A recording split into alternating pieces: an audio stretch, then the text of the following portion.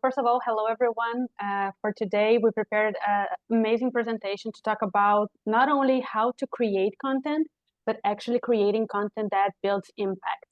It's not just about broadcasting content and being there because someone told you that you need to create content, but really creating content that speaks to your audience needs, that gets you the engagement that you want, and that really moves the needle in your business to a different level.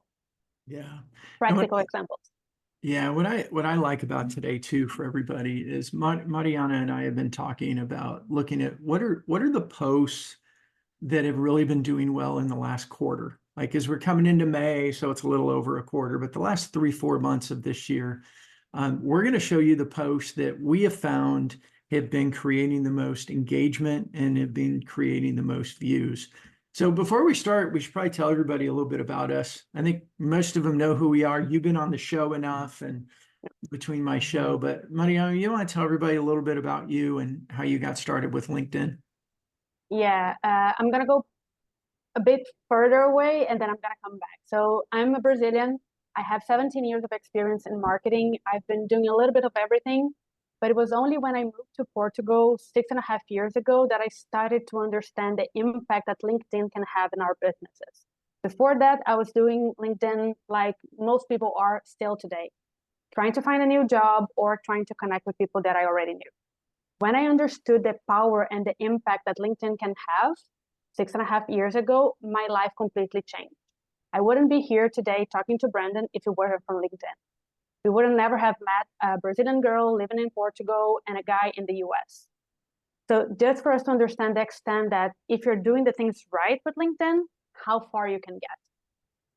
And now what I'm doing is trying to leverage all the knowledge that I gather in the 17 years of experience with marketing and sales, and also in the past 6 years fostering social selling.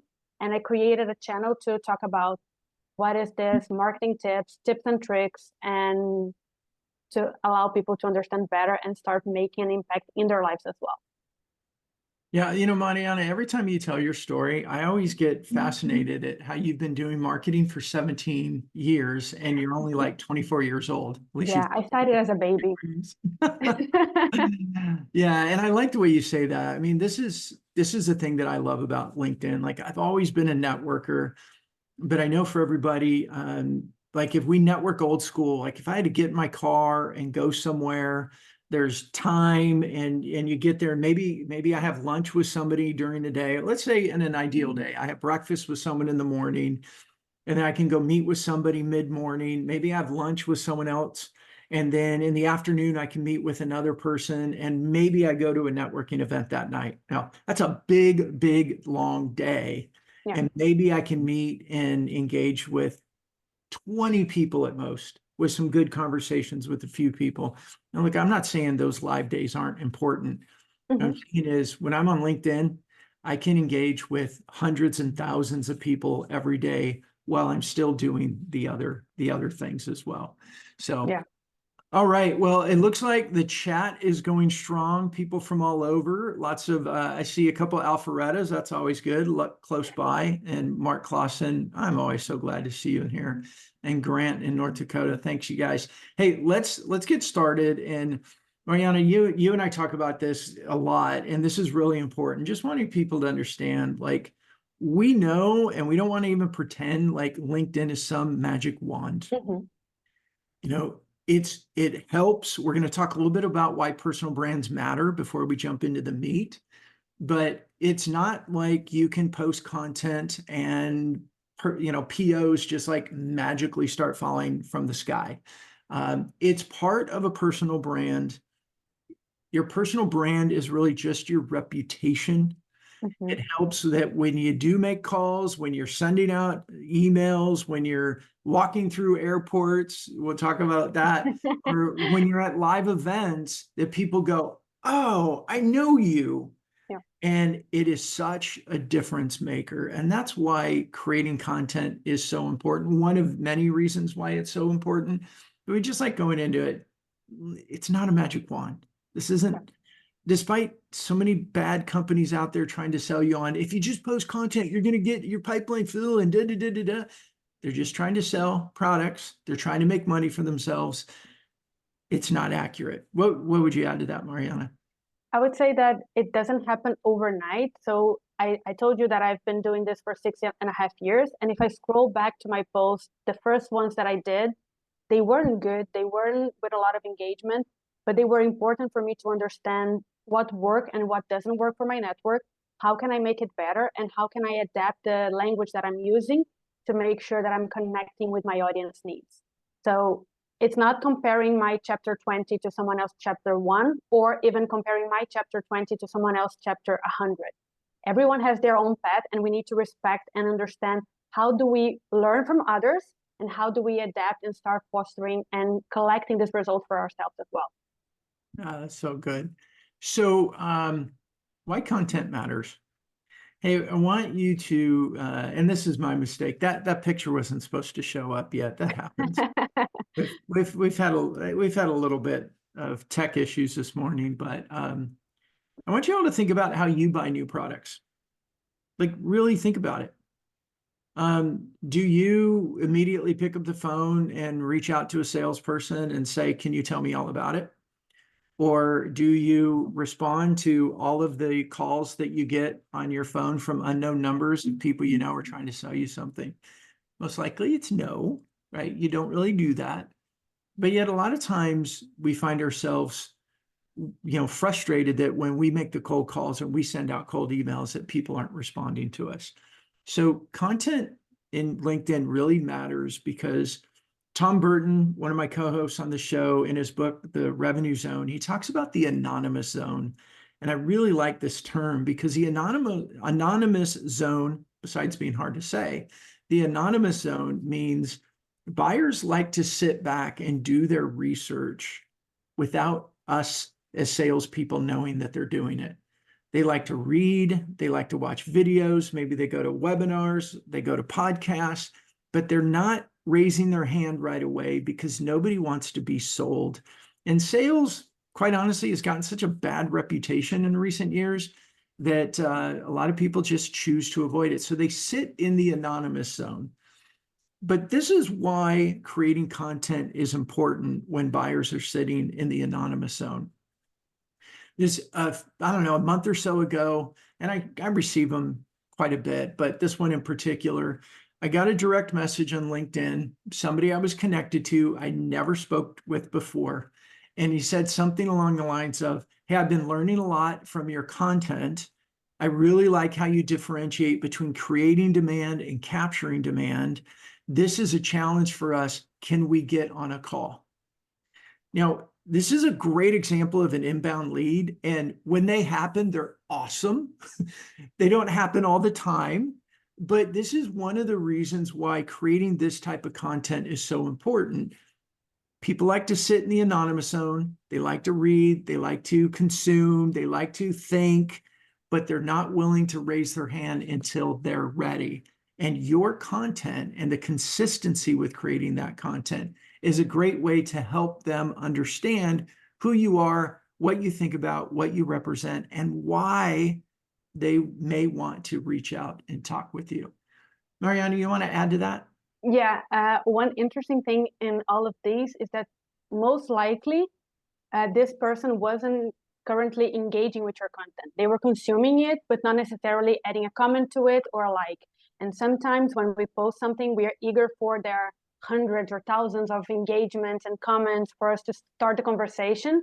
And when we don't get engagement, we get frustrated because we feel like, okay, I put effort into this, but no one engaged with it. But in the reality, a lot of people are reading and consuming it. And there was a point in time, like 2 or 3 years ago, that I was a bit frustrated and I stopped sharing content for a while, for 1 or 2 months. And a friend of mine reached out to me and she said, "I miss your content." And I was like, "Okay, but you never engaged with it." So I didn't even know that she was reading it. But when I stopped, she immediately missed the kind of content that I was creating. So sometimes we don't see the results, but they are happening. Yeah. And that reminds me of like a story. Chris Dunn, who's in our group coaching program, shared this. And a lot of people have shared similar stories, but he shared the other day of um, reaching out to somebody asking for a connection or a meeting. I can't remember what it was. I think it was for a request to meet. And the person's response was, oh yeah, let's do that. I feel like I already know you from all of your LinkedIn content, right? As salespeople, we're constantly, and Carson says this, my other co-host on our show, he says, one of his key things is he's looking for anything that he can do to increase the probability of being successful. And when we're consistently sharing content, they can feel like they get an idea of who we are. And we know that that know, like, and trust is still so important inside of sales. So I think we've made a pretty good case for why creating content is important. Don't you think we're getting there? Yeah. So Yeah. let's go to this.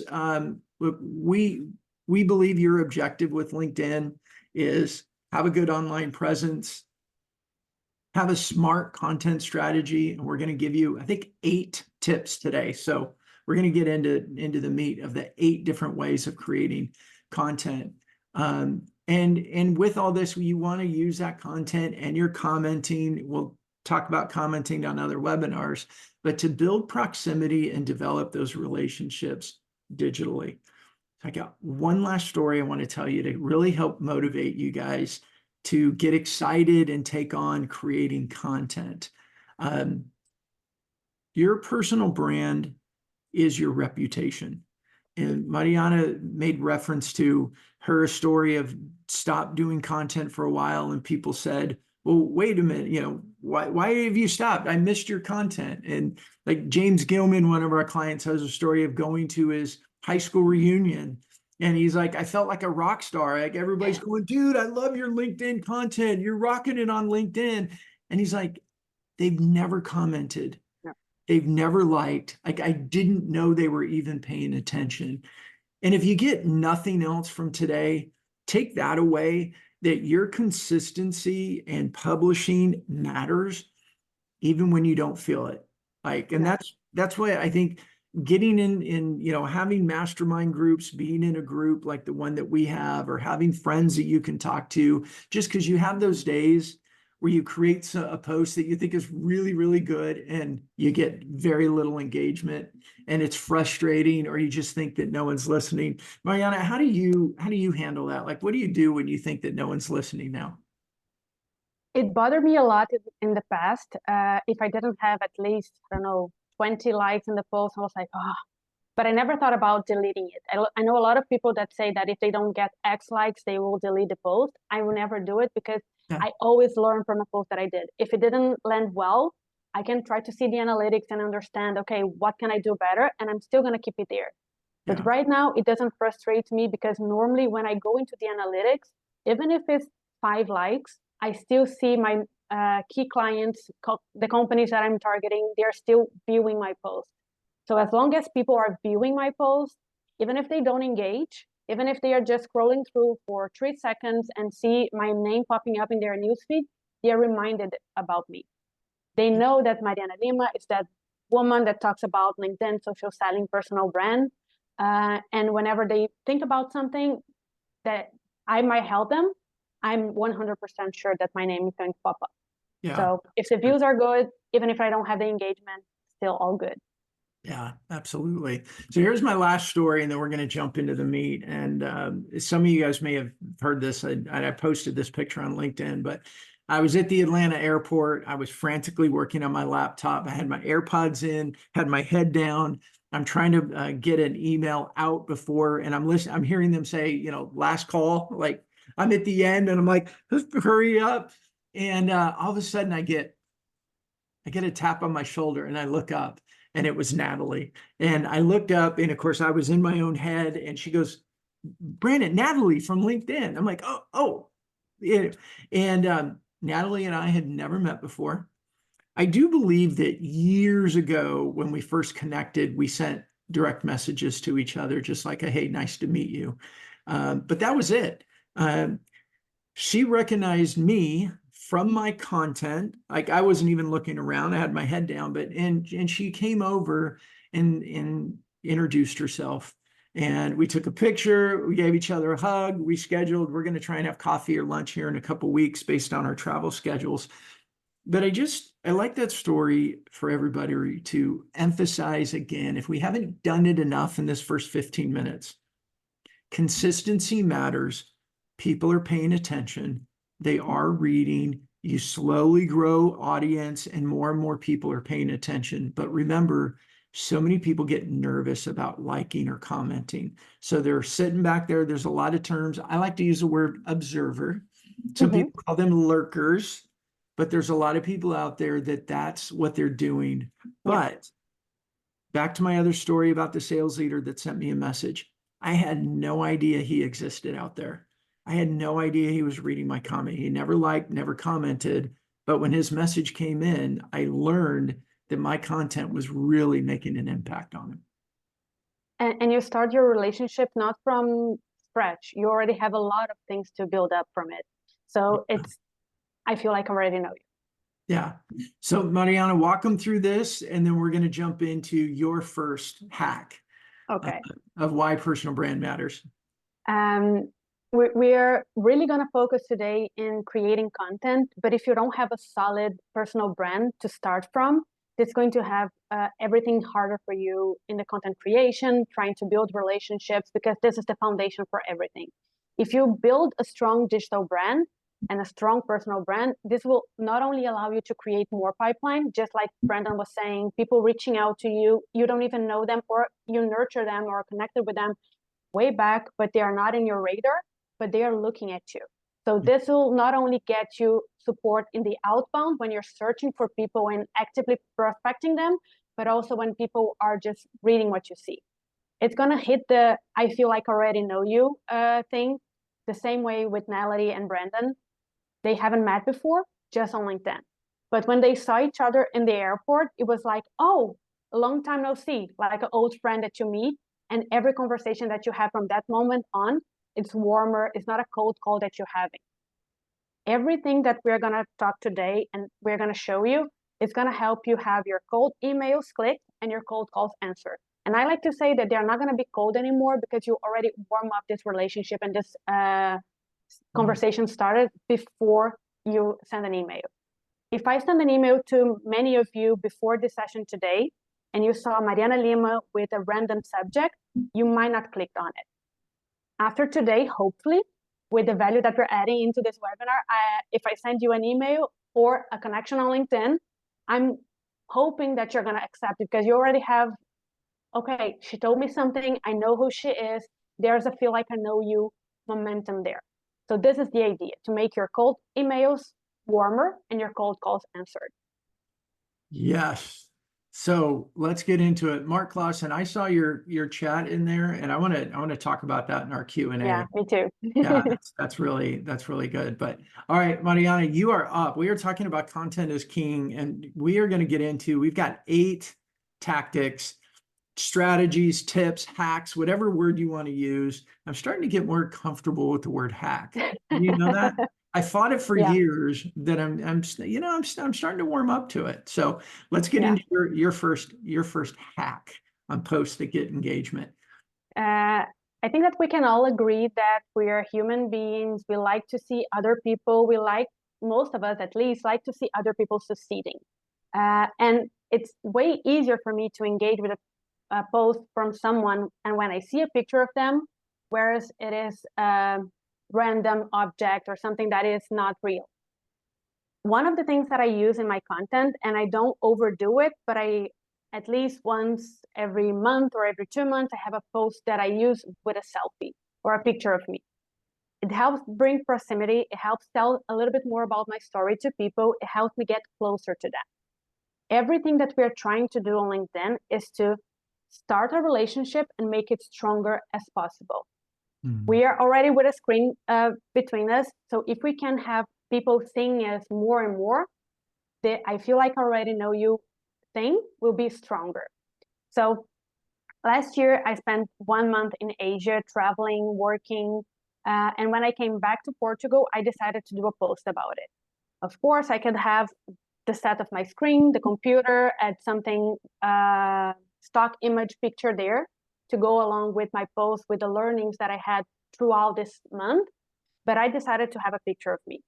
And I'm 100% sure that because of the picture that I decided to put it there and people seeing me and starting to read my story, the engagement was higher. But the storyline behind it, it was about business. So how can you make it possible for you to work while you're on vacation? How can you combine those two things? Combine things and have a better work-life balance.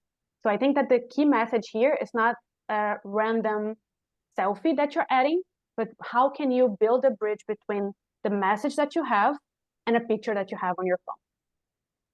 Yeah, and for everybody, like, I actually use the selfie with the business message probably twice a week. And I want everybody to know the selfie isn't just you alone. Like the example we have up here is her alone.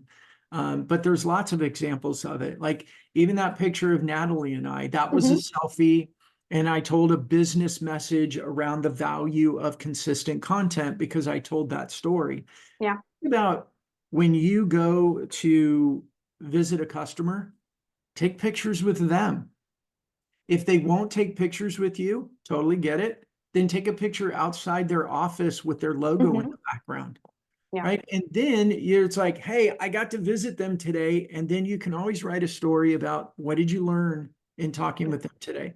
What is their challenge that they're working on? What is some success that they shared that they've implemented?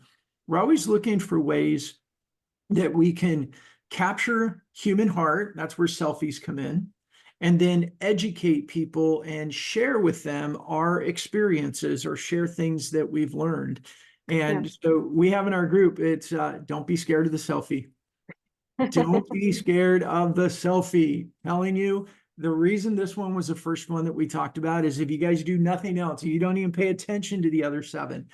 I think this one is super, super important because people want to connect with human beings. They want to see you. They want to get to know you. And then the message comes in and emphasizes what you know. It emphasizes your experience and your expertise. And I see Fenella in there. She loves the selfies. That's awesome. Yeah, and just one other thing to add to this, real-time pictures. So for example, I'm at an event and I take a picture with my phone and I upload it into LinkedIn. He's understanding the algorithm, is understanding the momentum of the things that are happening.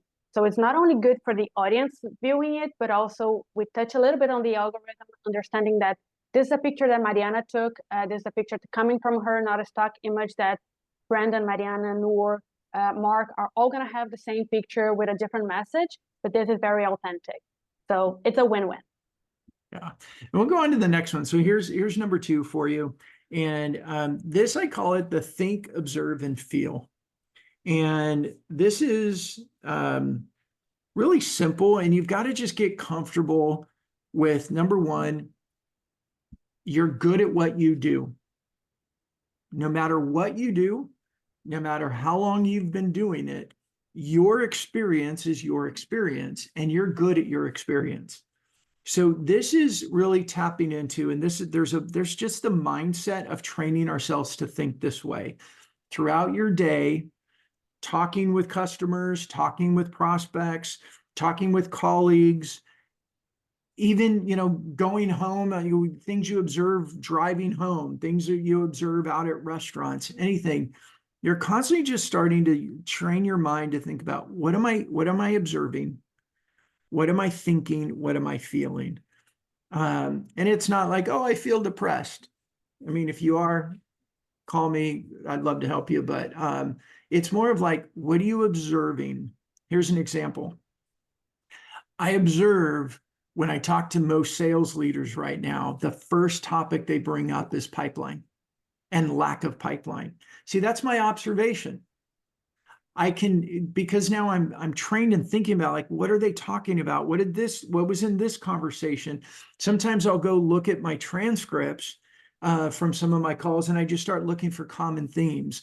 But this is really a personal training exercise, just starting to think that way. When I started doing, when I got to this point of going think, observe, and feel, and I don't remember if someone said it or I kind of created it based on what other people said. None of us create anything new. We borrow from everybody. But I wrote down on a Post-it note, think, observe, and feel, and I stuck it on my screen or on my desk area, my screen. And so for the longest time, I was just training myself. Think, what am I thinking? What am I observing?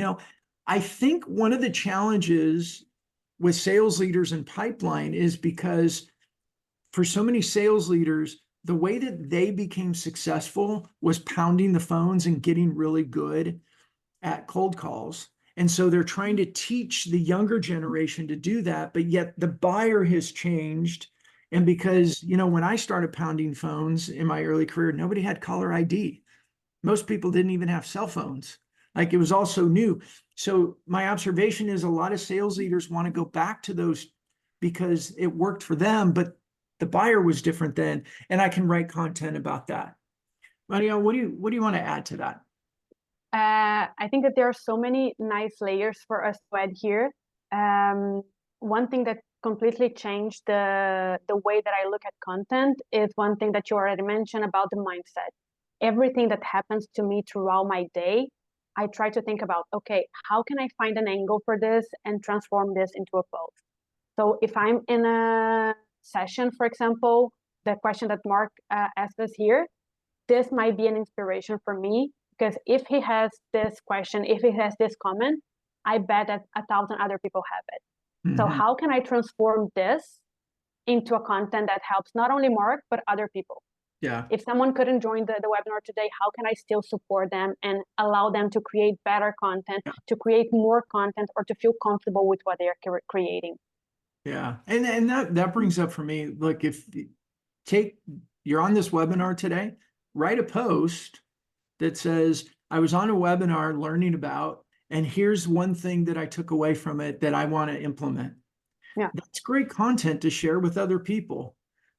You're taking from your experience, something you're thinking about, something you feel, or something you observe. Really good. Exactly. Cool. All right, that was 2. We're going on to 3, and I'm going to pivot here a little bit. Like, if anybody wants to see this in action, reach out to me and let me know. I was going to show you in Fist Bump. We built this really cool tool that we take our transcripts. So when I have a call with a prospective customer, we record it, like most people do, whether you use Otter or Fathom or Gong or all the other tools that are out there. But one of the things that we do with our digital twin, so we're not just using random AI to do it, but I have a twin.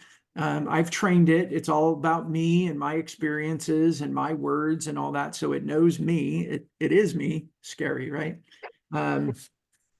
But I in Fist Bump, you can name your twin. And so I named my twin Megan after my wife because she tells me what to do and makes me better at the things that I do. See, it's a positive spin. It's a positive spin. See, I know everybody was expecting me to be negative. She just tells me what to do, but she always makes me better too. I'm not going to show it to you, but here's the tip. Think about your calls that you have with people, whether you write notes or you have a note taker and you have transcripts. I like using the transcripts because I could load the transcripts, punch a few buttons on settings, and it writes a post in my voice from my experience, but it takes it from the transcripts and it does it really quick. But think about your calls, think about the notes. What are they going through? What are you learning? And you can very easily say things like, I was on a call with a customer who is and put their title. You don't have to say their company, you don't have to embarrass people. And one of the things that they're struggling with is, and these are the 3 things that we discussed. The reason I think this is important, and I still think I haven't talked to her in lots and lots of years, but Mrs. Wilson in 1st grade, I always remember from her, she said, if you have a question, chances are that over half the people in this room have the same question. Yeah. So be the brave one and ask it so that everybody can learn.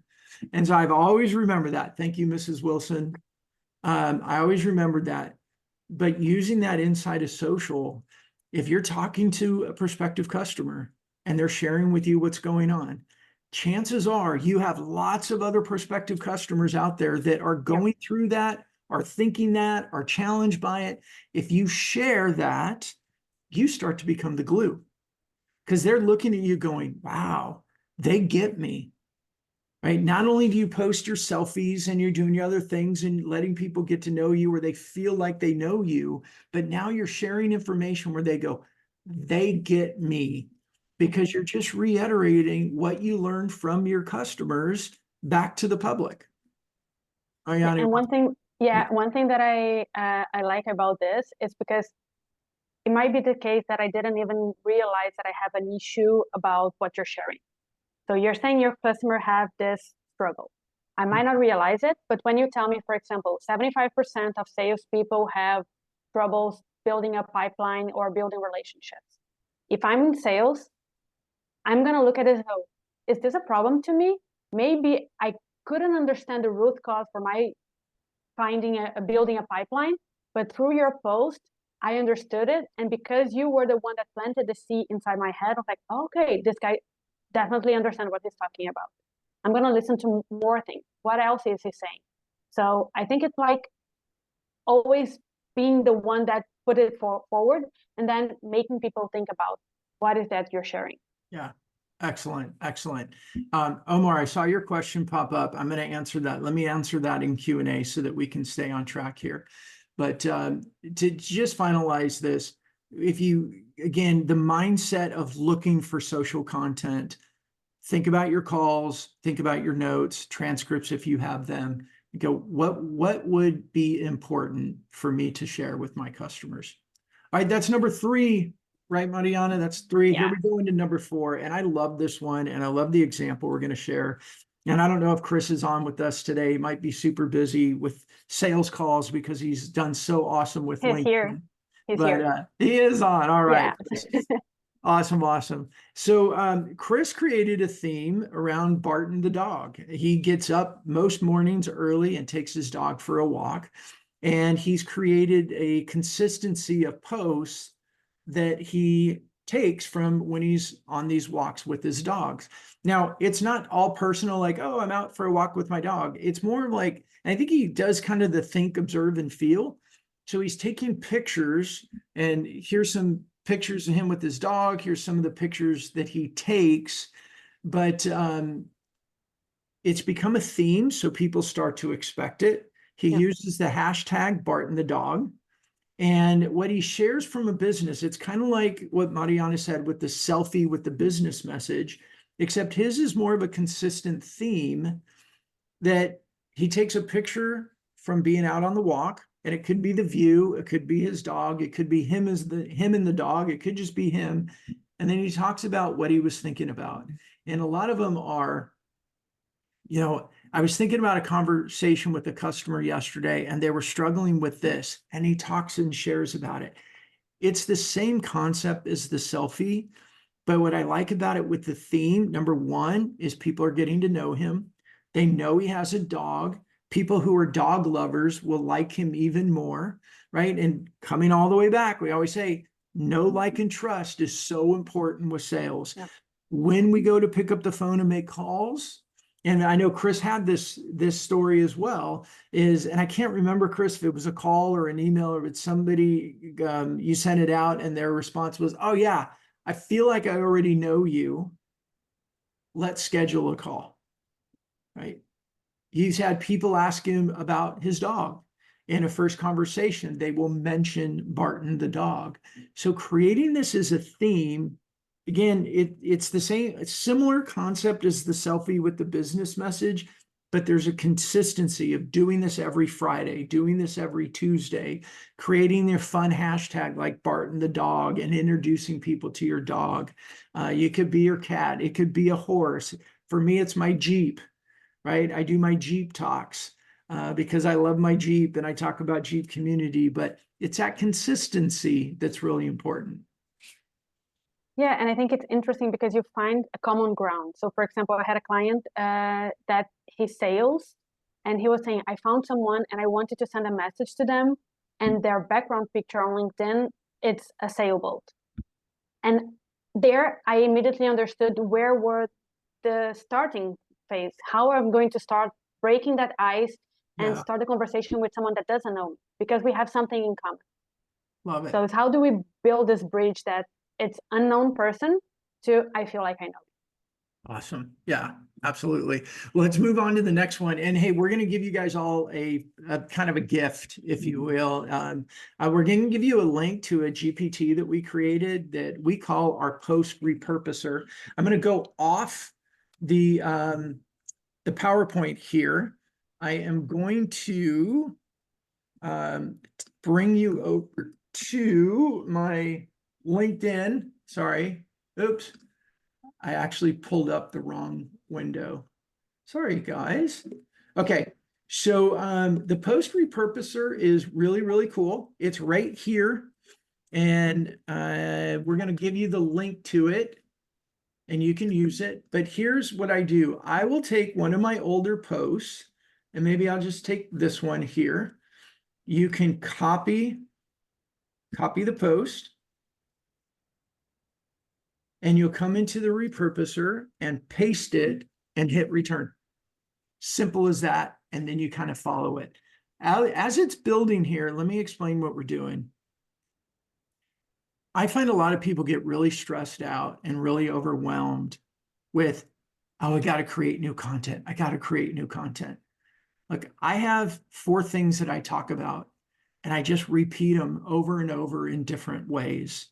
Like, I don't want to have to try and create new content. I don't want to try and recreate the wheel all the time. It's exhausting. Yeah. But as our audiences come in closer and go away, and here's the other thing, everybody, we're not that important, right? Yeah. When we post something, not everybody saw it. Yeah. Not everybody who read it even remembers it, and not anybody who sort of saw it even paid attention to it. So Yeah. it's not like, oh, I'm exhausting them with the same stuff over and over again. We're just not that important, right, Mariana? Yeah. And if we think about that, they might have 1,000, 10,000 people in their network. Most likely, they're not going to see the post the first time we do it. Yeah. We're having new people in our networks.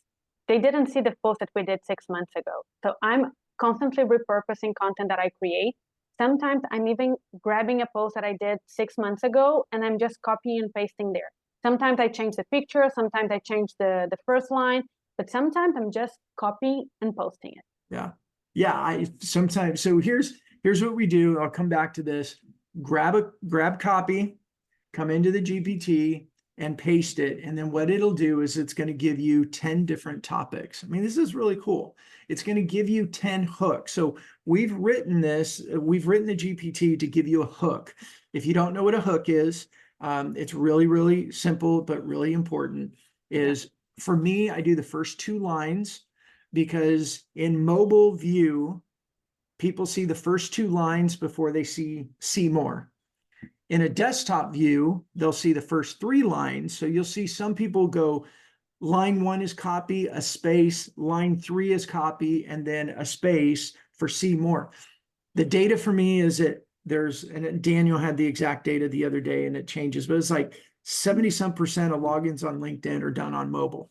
So I build it for mobile.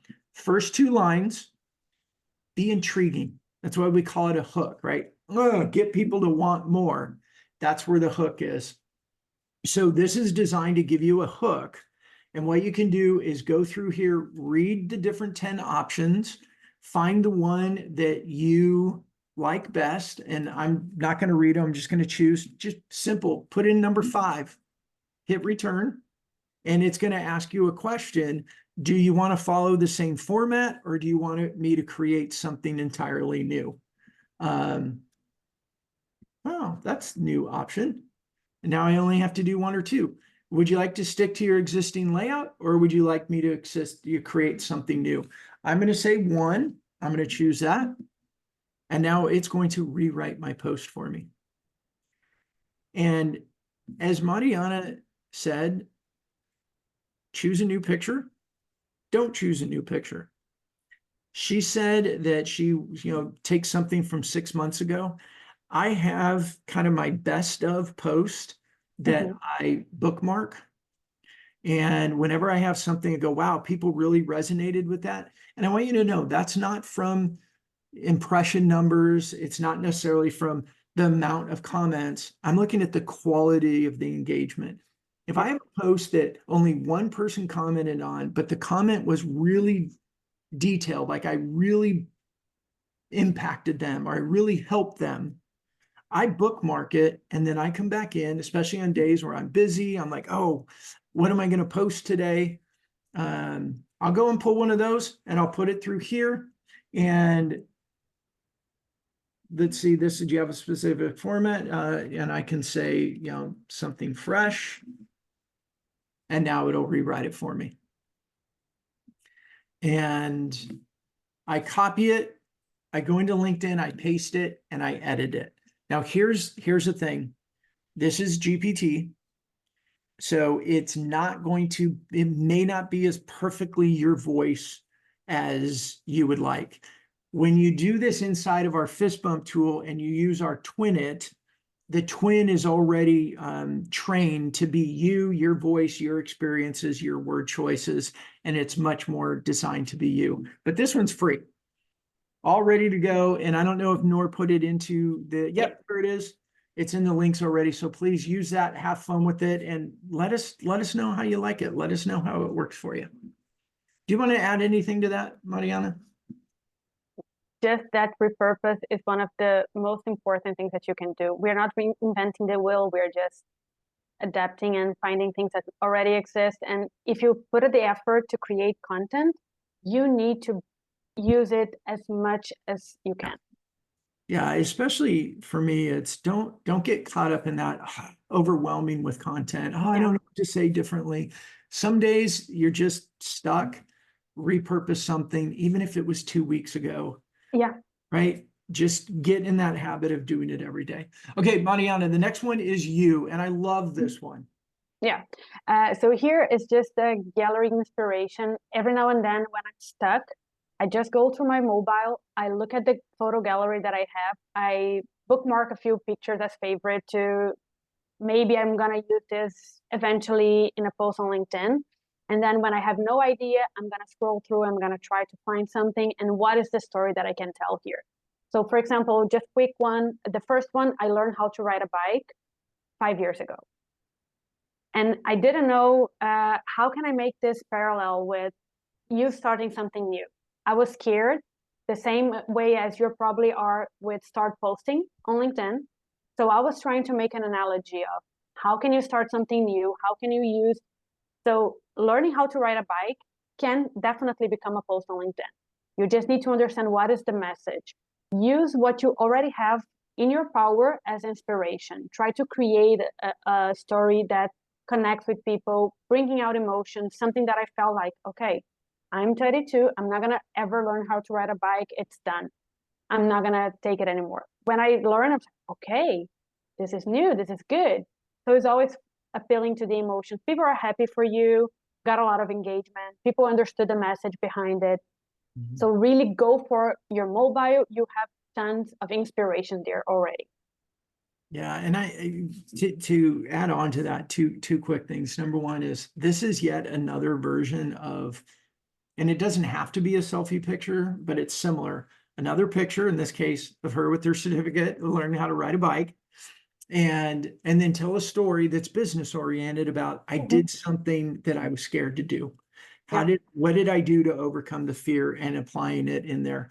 The second thing I'd say is start getting in the habit. I mean, this should be fun, and it starts to get fun as you start doing some things.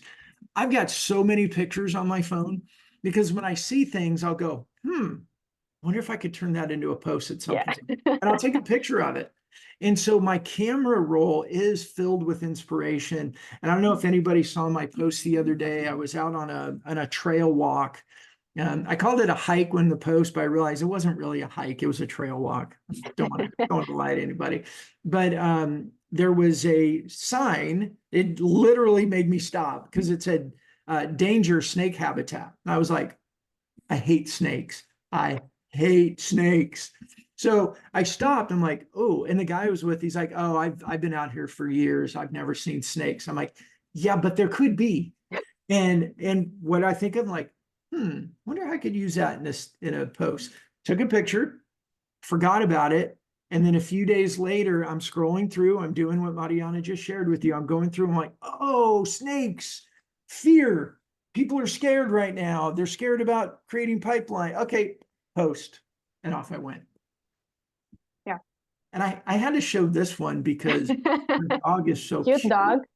Yeah. But yeah, it just, she had another example of a great picture from Yeah. her role in telling a story. Yeah. So I'm an old school. I have paper and pen. I'm writing things down. And one day I left the room. My dog was sleeping, nothing to worry about. When I came back, this was the state of my notes. He chewed all of the things. And I decided, okay, I'm going to take this and I'm going to do a picture because my dog ate my homework is one thing that we'll hear a lot and no one believes it. So here's the living proof that they do.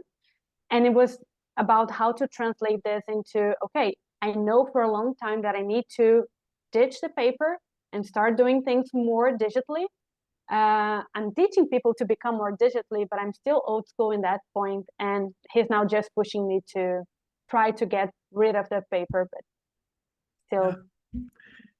All right, let's go. We've got two more and we're going to do them fairly quickly. Sorry, everybody. A little technical problems at the beginning. We started a little bit later than I wanted to, but this one's number 7 is a framework that I like to use. Look, we all get asked questions a lot when you're on with prospective customers or you're on with existing customers. When they ask questions, again, remember Mrs. Wilson, first grade, if one person has a question, lots of people have the question.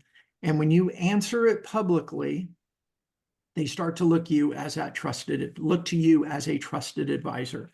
And the only way we can get them to see us as a trusted advisor and believe that we are a trusted advisor is if we give trusted advice.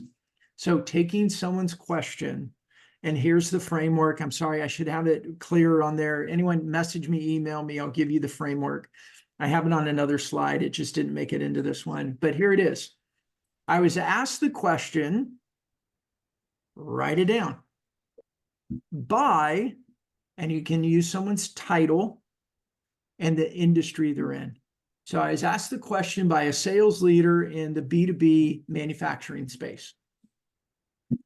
If you have their permission, if they're, like being more noticed on LinkedIn as well, get their permission and tag them.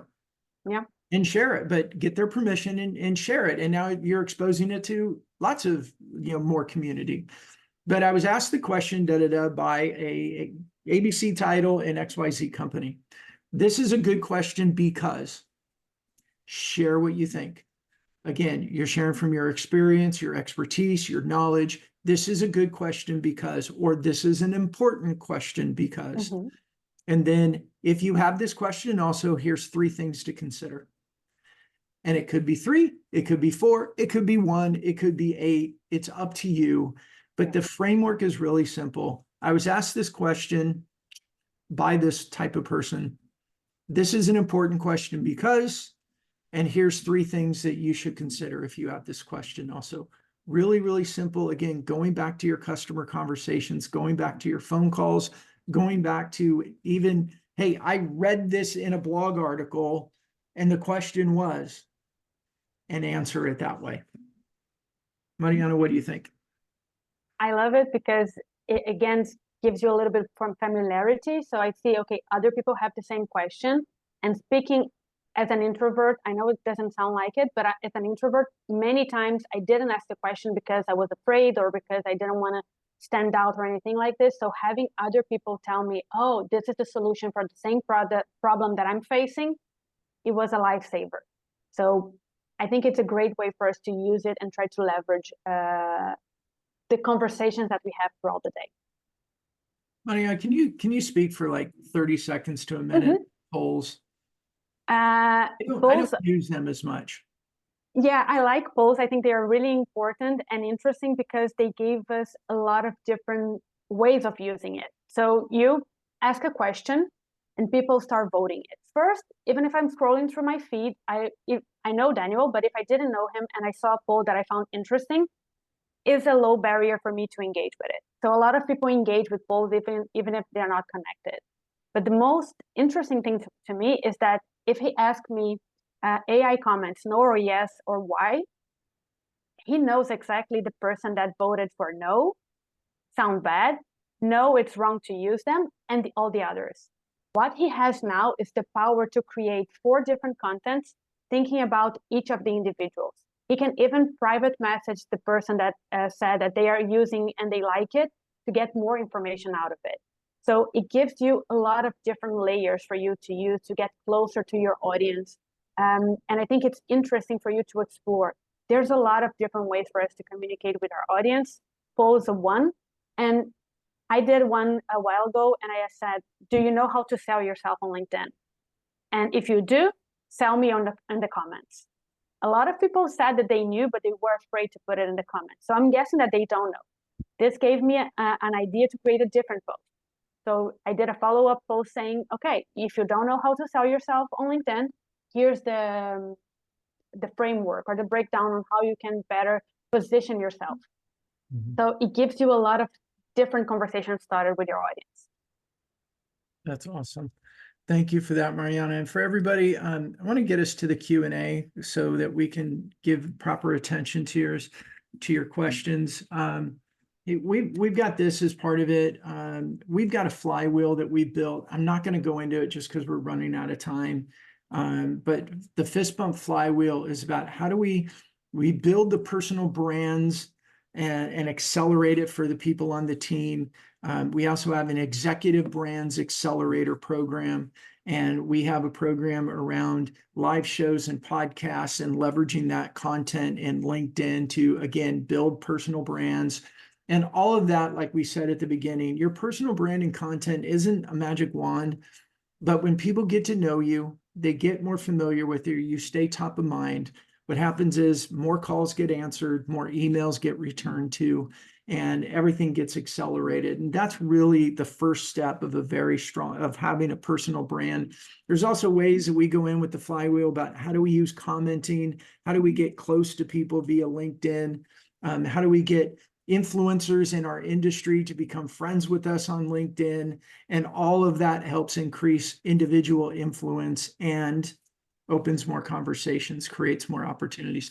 You want to talk about it? Nora's going to put a link in there. I'd be willing to spend that time with you with the free 30-minute session talking about what the flywheel looks like, maybe doing a little assessment of what's going on in your team and give you some ideas on how you can do that better and increase those pipelines. So Nora, we are to Q&A time.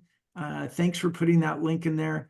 Omar, I want to go back. I know your question, I'm looking for it, was, can you use the transcripts of a client without their authorization? Here's the way I look at it. My recorder is on with every session that I go into, and it alerts everybody and says, this session is being recorded. So they've already given me approval to record the session. I use the transcripts like my notes. I do not necessarily refer to them by name or by company name. So I don't believe I'm doing anything wrong. They've already given approval by accepting it inside of the meeting. And so I'm confident moving forward that I'm not doing anything to break that trust. I think the key there is don't mention people by name, especially if it could be embarrassing or they just don't want it. Anytime I use someone's name or a company name, I ask for permission. Yeah. Same here. Yeah. Nora, were there any other questions? We have a good one. It's not a question itself, but Mark said that he posted an article yesterday on the importance of quality one-on-one sessions with sellers. So frustrating to have only one like a day later for such an important topic. Feels like I missed the mark. Yeah. It's hard to talk about it without having read the post. So I'm not gonna give you a reason why maybe your post didn't get the engagement, but a few reasons why sometimes we have amazing posts but we don't land it is one. First, if the algorithm is not understanding that we're creating content, we are not building relationship with people. Are you posting and ghosting? Are you adding commenting to other people's posts? And commenting is a whole other section for another webinar. But if you're not currently engaging with a lot of people, it's harder for them to see your post. If you're just coming on LinkedIn once a month and trying to post something, go out, and next month you come back, you're never going to get the engagement that you want. So we need to warm up the algorithm, warm up the relationships that we're building, and then take this post 1 month, in 1 month, share it again. Yeah. Repurpose I would say to piggyback on that, comment. Like comment is so good for everything. It's good for the algorithm. And the second thing I would say is go use the repurposer GPT and do it again. Yeah. And do it again and do it again. So I want to address this, and I think it was from it is from Omar as well. Thanks, Noor. Do you think statistics are better with personal photos to share comments in professional or work? And I love this one. Don't you think that we turn LinkedIn more into social media instead of professional media? I hear the question a lot is, are we turning LinkedIn into Facebook? Look, I believe because LinkedIn and Facebook came out right around the same time, at the time, it was also new. We separated, oh, this is professional and this is personal. And I think that's a fallacy. I think it's totally wrong because business has never been purely business. Like I don't know how many beers I bought in for customers and prospects over the years. You go golfing with people, you go out to happy hour with people, you take them out to dinner, you take them out to lunch, maybe you bring bagels over. We talk about personal things as well. It's not like we walk in and everything is professional.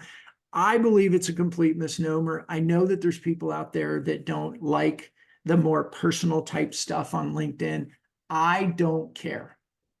Personally, I don't care. Business has never been purely business. Business for me has always been personal. Some of my clients become some of my really good friends. I have clients from 20 years ago that I'm still really good friends with. So I don't buy into that at all. And that's my very strong opinion about it. Mariana, what's yours? Yeah, I agree. I think that there's no a professional Mariana and a personal Mariana. Of course, that we all have a lot of different layers. And in the first meeting that we have, I'm gonna show a bit more professional Mariana, but my dog is gonna bark in the back. I'm gonna talk about him, something about Brazil or Portugal. You're gonna mention something. We're gonna start having other layers becoming here. And if you're not putting the personality into your content, what's happening is that you're becoming too robotic. And if you're too robotic, people are not engaging with you. They're not buying what you're selling. So one final tip that I'll give if you're creating content is try to sound as natural as possible. The way that I do it is two things. First, I write what I have to write, having one person that I love in mind. So I'm writing this to my partner, or I'm writing this to my mom or my brother. Once I'm done, I read it out loud. If it's weird, if it doesn't sound natural, if it doesn't sound something that I would say in a face-to-face session with someone, I go back and rewrite it. It has to be a conversation that I'm having with someone. Every time I write a post, I'm not thinking about thousands of people viewing it. I'm thinking, if Brandon sees it, I want him to feel like I'm talking to him, not a robot or something else. That's awesome, Mariana. I'm going to wrap up with that because that is very well said. So everybody, thank you so much. If you have any other questions, please feel free to send them to me, to Mariana, to Noor. You can send it to us directly on LinkedIn if you'd like. We'd be happy to answer and help you in any way. And I'll just reiterate on the free flywheel assessment, that's time for you. If you have questions about how to implement some of these things at scale inside your company, I would love to be a resource for you. So please reach out. And other than that, thanks for coming. Have a wonderful rest of your Thursday. And Mariana, last words for everybody. Just want to thank you, everyone. It was a very interesting session to be a part. A lot of great conversation. Hoping to see you more on LinkedIn. Thank you for joining. Thanks everybody for coming. Bye. Bye.